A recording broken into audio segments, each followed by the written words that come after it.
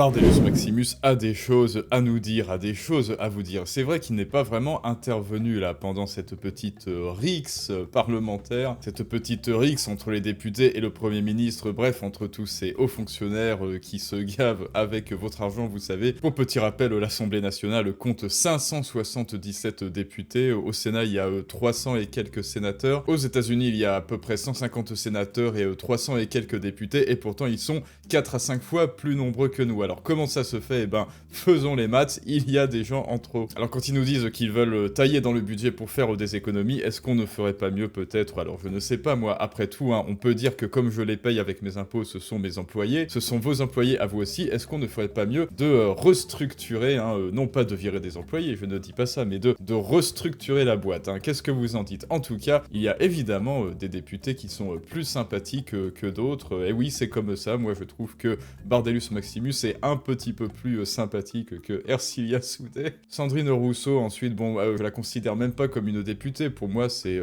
la mascotte, quoi. C'est la mascotte de l'Assemblée nationale, mais en tout cas, eh bien, Bardellus Maximus va nous dire ce que lui, il a pensé de cette destitution du gouvernement, et surtout, peut-être des solutions en termes de budget, s'il est d'accord d'abord avec le budget, et ce que peut faire, eh bien, son parti. Est-ce que son parti est de droite économique? Eh bien non, en fait, même si le RN est d'extrême droite, a priori, ils ne sont pas de droite économique, mais peut-être qu'il va nous surprendre, et nous allons l'écouter tout de suite.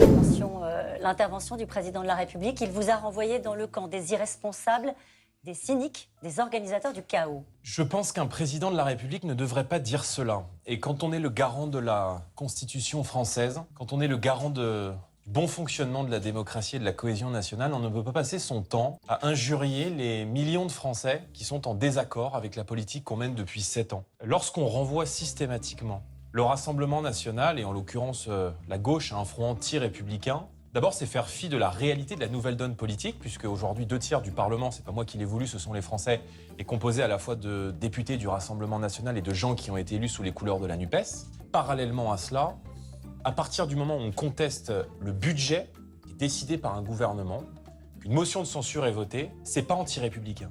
Et pour rappel, le RN a fait 11 millions de votes, ce qui est énorme et beaucoup plus que le NFP ou que le centre. Et évidemment, il faudrait peut-être aussi restructurer ça, c'est-à-dire abattre le scrutin actuel sur 2 tours et plutôt faire une proportionnelle sur un tour pour dire ok, ils ont 11 millions, c'est bien normal qu'ils soient représentés plus à l'Assemblée. Et effectivement, Macron, il nous a bien craché dessus, hein. Macron, comme d'habitude, c'est un petit peu l'hôpital qui se fout de la charité, qui traite les gens d'irresponsables, c'est le chaos, alors qu'en fait, lui, ça fait 7 ans que c'est un dispensateur de chaos et de désordre dans le pays, mais bon, c'est pas grave, hein, voilà, l'hôpital, la charité. C'est précisément prévu par la Constitution, donc... Il considère que vous faites ça uniquement, non pas en pensant aux Français, à leur quotidien, mais en pensant à la présidentielle. C'est ce que dit le chef de l'État. Mais moi, je vais quand même le remercier, parce qu'il nous fait un aveu dans son allocution où il n'a pas dit grand-chose. D'abord, il démonte totalement la rhétorique des peurs qui est agitée depuis 3-4 jours par l'ensemble des personnalités politiques de son camp. Il dit que l'État va continuer à tourner évidemment et qu'on va très vite, à partir du moment où on aura un nouveau gouvernement, se remettre autour de la table pour poursuivre les discussions budgétaires. C'est précisément l'état d'esprit dans lequel je suis et dans lequel nous sommes avec Marine Le Pen et le Rassemblement national. Mais Eh ben merci Macron, heureusement que t'es là, hein. Ah oui, on ne réglera pas effectivement les problèmes du pays avec plus d'impôts. Alors pourquoi est-ce que au juste ton gouvernement a ajouté plus d'impôts? Pourquoi est-ce qu'il a décidé de réindexer les retraites, les grosses retraites, hein, évidemment les retraités qui gagnent plus de 3000 € par mois, pour toucher encore plus les actifs avec l'inflation, pour appauvrir les actifs? Pourquoi est-ce qu'il a décidé de supprimer le remboursement de certains médocs? Et bien sûr, qu'est-ce qu'on fait de son adversaire? Eh bien, on l'avilise, on dit que c'est quelqu'un qui est intéressé. Le méchant Jordan Bardella, la méchante Marine Le Pen, ils sont intéressés pour être candidats en 2027. Mais ça n'est pas normal. Bah si, c'est normal, c'est des politiques, c'est un parti. Oui, plot twist, ils vont se présenter en 2027. Et toi, plot twist, tu pourras pas, et c'est tant mieux, et je crois que c'est ce qui lie quelque part la droite et la gauche. Hein, voilà, la droite et la gauche. Faites-vous des bisous, vous avez un ennemi commun, l'Alliance et la Horde. Vous avez Emmanuel Macron en ennemi commun, Sargeras Macron et sa légion ardente. Comprenne qui pourra. Et comme si Manu n'en était pas à sa première ruse dessus, effectivement, il a monté le RN, le NFP, enfin tous les partis, les uns contre les autres, en disant vite, faites barrage à la haine, hein, oui, vous savez, la fameuse haine. En revanche, les membres du NFP qui refusent de serrer la main à leurs opposants politiques, non, ça c'est pas du tout de la haine, c'est bien normal, hein, évidemment. Il parle effectivement de front anti-républicain et il revient sur cette alliance que certains considèrent comme contre-nature entre le Rassemblement national et la France insoumise. Considérant que vous avez voté une motion de censure qui insulte vos électeurs. Madame, l'alliance qui est indigne et qui nous a plongé dans une situation d'incertitude politique à minima d'ici à de prochaines élections législatives l'an prochain, c'est l'alliance contre nature qui a été faite entre les macronistes et le nouveau Front populaire lors des élections législatives. Permettez-moi de vous rappeler que pour nous empêcher d'avoir 289 sièges à l'Assemblée nationale, nous avions réalisé 34% des voix au premier tour. Je conduisais la campagne des élections législatives. Emmanuel Macron a retiré ses candidats. Le nouveau Front populaire de Jean-Luc Mélenchon a retiré ses candidats pour présenter des candidats uniques au second tour pour nous empêcher d'obtenir une majorité. Donc ce qui est indigne, ce qui est contre nature et ce qui a provoqué l'incertitude politique que nous connaissons depuis. Et Bardellus Maximus, c'est là que je crois que le RN a fait les cons. Parce que oui, vous avez voté une motion de censure, mais vous avez courbé les chines, vous avez tendu le bâton pour vous faire battre. Regarde, le NFP maintenant s'enorgueillit, haha, c'est nous, victoire, motion de censure, on a fait tomber le gouvernement, on est trop fort, et évidemment que c'est grâce au RN qu'ils ont pu faire ça, que c'est grâce au vote du RN, et quand on interviewe la grosse Panot,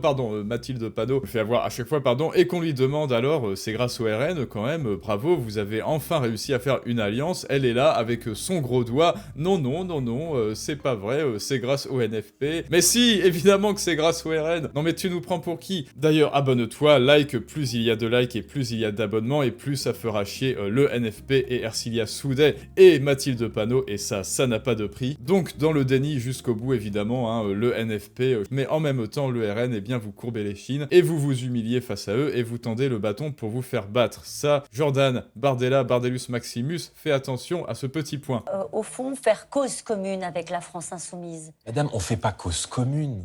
C'est soit être de mauvaise foi, soit méconnaître le fonctionnement des institutions. Quand on vote une motion de censure, il y a des motions de censure qui ont été votées par des partis politiques très différents. Moi, je me souviens qu'en 2018, lorsqu'il y a une motion de censure qui est déposée par un groupe à l'Assemblée nationale contre le gouvernement d'Édouard Philippe suite à l'affaire Benalla, vous avez des insoumis et des députés des Républicains qui votent cette censure. Ça ne veut pas dire qu'ils sont d'accord sur le fond. Évidemment que personne ne voulait faire cause commune, mais évidemment, et comme c'était à prévoir, eh bien Mathilde Panot, non, absolument pas, le RN n'a rien à voir là-dedans, et c'est moi qui ai tout fait, voilà, c'est moi qui ai tout fait, voilà, c'est ça que je reproche au RN de ne pas avoir posé ses burnes sur la face de Mathilde Panot. Mais ça n'est pas fini les amis, ça n'est pas fini, maintenant on va parler d'une chose qui fâche, le déficit, la dette, et oui, vous savez, le gros truc à plus de 3000 milliards d'euros, et qui ne cesse d'augmenter, oh ça alors, petit plot twist, ça va certainement augmenter jusqu'en 2027, et oui, toute corrélation avec le président actuel serait purement fortuite, mais alors comment faire? Quelle solution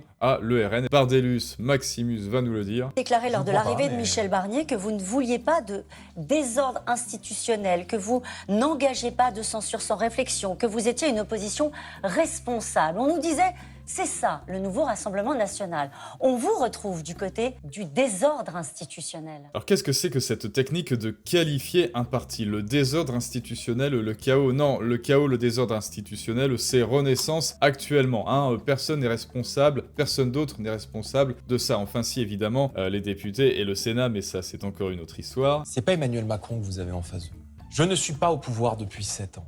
Ce n'est Non, pas mais le on parle de la Rassemblement censure. national, qui est responsable d'un État qui a les records de déficit public, les records du déficit commercial, les records de dette, et dont les décisions politiques, celles de la dissolution organisée en 3 semaines et les accords de second tour qui ont privé le pays d'une majorité, ont fait monter notamment les taux d'intérêt cet été. Donc, nous sommes arrivés au mois de septembre en indiquant, et contrairement à la gauche, que nous ne souhaitions pas une censure a priori de Michel Barnier. On a dit, on veut être constructif, on veut faire avancer le pays et on veut être capable de défendre ce qui nous apparaissait être les aspirations naturelles de nos électeurs, la protection de leur pouvoir d'achat, la défense de nos entreprises, de nos TPE-PME et la remise en ordre des comptes de l'État face à des gaspillages d'argent public qui font qu'aujourd'hui, il y a beaucoup de gens qui payent toujours plus d'impôts dans notre pays et qui se demandent où passe notre argent. Soit dit en passant, je pense que si les Français qui nous regardent ce soir savaient où allait une partie de leurs impôts, il y aurait une révolution demain matin. Et ben là, on est parfaitement d'accord, Bardellus, Maximus, Jordan, Bardella. Effectivement, si vous saviez où allaient vos impôts, il y aurait une révolution demain matin. Plot twist encore, ça ne va pas dans la santé parce que non, la santé n'est pas gratuite. Si c'est gratuit, c'est toi le produit. Vous l'avez vu, la plupart de vos médicaments, si vous consommez ça, ne sont plus remboursés à 100%. Si vous voulez un vrai remboursement de soins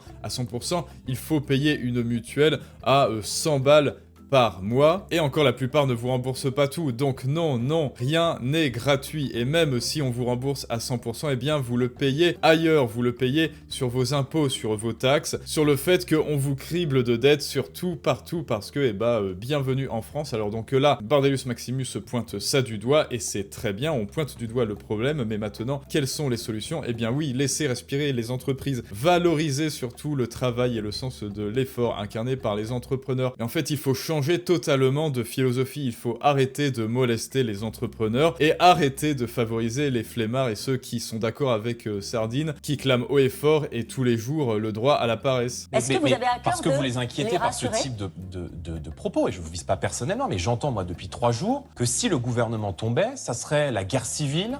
On a un gouvernement dont pas grand monde n'est capable de citer les noms de plus 3 ministres qui s'en va ce soir, un autre va arriver très vite, on va se remettre autour de la table. Je pense que la censure, si vous voulez, c'est pas la route vers le désordre. Évidemment, c'est Renaissance et cette journaliste face à Bardellus Maximus qui essaye de nous vendre un scénario catastrophe. Vous allez détrôner Barnier, eh bien ça sera le chaos, ça sera la destruction. Bah pour l'instant, écoutez, moi je vois pas trop de différence. Allez, dernier extrait, Bardellus Maximus, qu'est-ce que tu nous proposes pour les entreprises? Est-ce que tu veux valoriser les entreprises? Est-ce que tu veux arrêter de légitimer la flemme? Ceux qui disent oui, en fait, je vais vivre au crochet de l'État parce qu'en fait, si je travaille pas, ben je gagne plus que si je travaille. Alors qu'est-ce que tu as à nous dire sur ça? Chef d'entreprise, vous n'en avez pas croisé un seul qui vous a dit non, pas la censure, n'ajoutez pas du désordre à l'absence de croissance économique? Vous n'avez pas croisé un chef d'entreprise qui vous a dit ça? Les chefs d'entreprise, qu'est-ce qu'ils disent les chefs d'entreprise? Ils disent que le coût du travail, il est trop élevé. Et Michel Barnier il vient leur dire avec ce budget, nous allons augmenter le coût du travail alors que nous avons déjà l'un des coûts du travail les plus élevés de l'OCDE.